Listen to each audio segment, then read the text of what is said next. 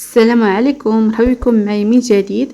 كنتمنى تكونوا بخير وعلى خير. اليوم ان شاء الله غادي نشارك معكم بريوش اللي غادي نحضره بطريقه رائعه، سهل وسريع في التحضير. كيجي كيذوب في الفم بمذاقين مختلفين، بمذاق الكاكاو والفاني. خليكم معايا باش تشوفوا المقادير وطريقه التحضير.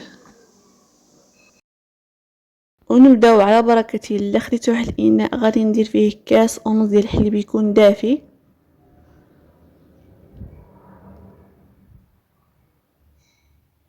درت الكاس الاول، دابا درت نصف كاس.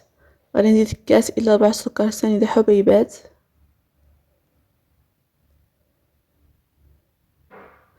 كيس سكر بنكهه الفانيلا. عندي هنا معلقه كبيره ديال خميره الخبز.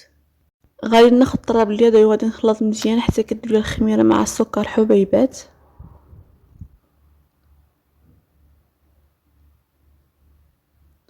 غادي نزيد الكاس الاول ديال الدقيق الابيض وغادي نخلطو مزيان حتى ميبقاش حبيبات. دابا غادي نغطيه ونخليه يرتاح واحد 5 ديال الدقائق.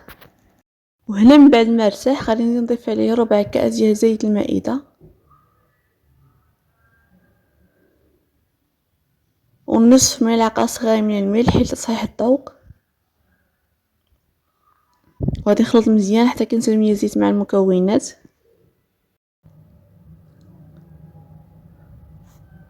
ودابا غادي نبدا اضافه الدقيق تدريجيا. ضفت الكاس الاول مع ملعقه صغيره من خميره الحلويات. بالنسبه لقياس الكاس واحد كنعبر بالمقادير كامله، انا كنعبر بالكاس ديال العنبه.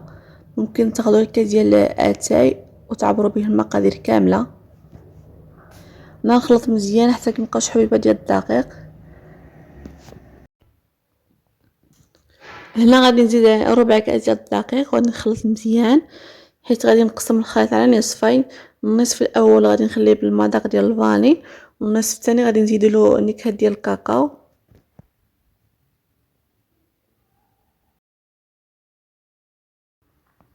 هنا من بعد ما قسمت الخليط على جوج غادي نزيد له الدقيق ونبدا نجمع بيديا حتى نحصلوا العجينه تكون رطبه، ما تكونش قاصحه بزاف.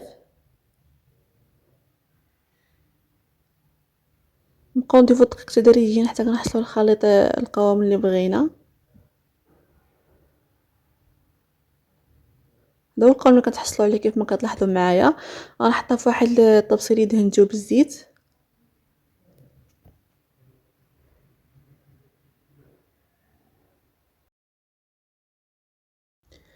ودابا غادي ندوز النصف الثاني، غنزيد ليه جمعه كبار ديال الكاكاو الاسود المر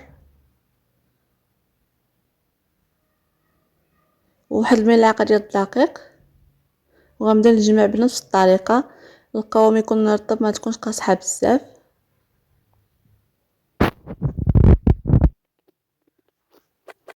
ودابا غادي نغطي واحد بلاصتيك غذائي ونخليه حتى يضاعف الحجم ديالو.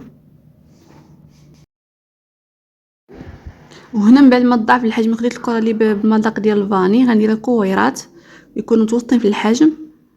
نحاول نديرهم يعني كلهم يكونوا مقادين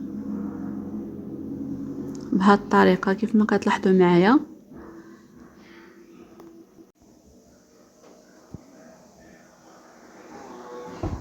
وبنفس الطريقه ناخذوا العجينه بالمذاق ديال الكاكاو حتى نديروا كورات يكونوا بنفس الحجم، ونحاول نخرجوا نفس القياس ديال الفاني، نفس القياس ديال الكاكاو. كناخذ مول اولا صينيه اللي فرشه ورق زيت، ممكن دهنها غير بالزبده. غناخذوا الكره اللي بالكاكاو غادي نقرصها شويه بالسيعان القليل ديال الزيت، ما تكثرش الزيت بزاف غير شويه، ما نقرصوهاش بزاف.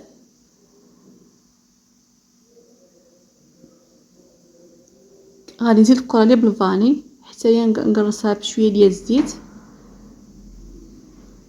وقبل ما كنحطوه في المول كندهنوه بشويه ديال الزيت باش ما كيتلاصقوش لينا.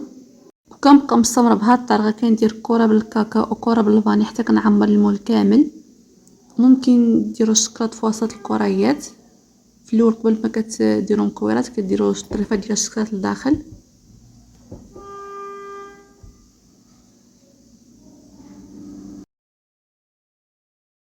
ودابا غادي نغطيه بواحد المنديل اولا بلاستيك غذائي ونخليه حتى يضاعف الحجم ديالو. ومن بعد ما تضاعف الحجم ديالو خديت بيضه كامله مع قطره ديال الحليب، ندهنوا الوجه ديالو مزيان. وفي هذا الاثناء راني شاريه الفران كيسخن،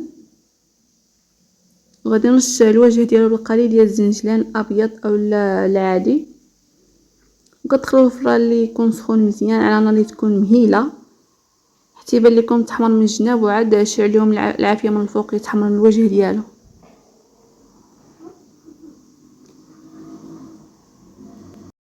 هذا هو الشكل النهائي ديال البريوش من بعد ما طاب. حطيته في طبق التقديم، ممكن تقدموه دهنوه بالعسل او المربى، كيجي زوين بزاف، رطب وخفيف وكيجي لذيذ. كيف ما راح تسمعي كيجي رطب بزاف. كنتمنى تكون وصفه اليوم نالت الاعجاب ديالكم، فعلا يستحق التجربه. وإلا عجبتكم وصفه اليوم ما تنساوش ديروا لايك وتعليق الفيديو باش تشجعوني. وإلا كنتو اول مره غادي تزوروا القناه مرحبا بكم، اشتركوا وفعلوا الجرس باش يوصلكم كل جديد. وشكرا على المتابعه، الى اللقاء في فيديو اخر ان شاء الله.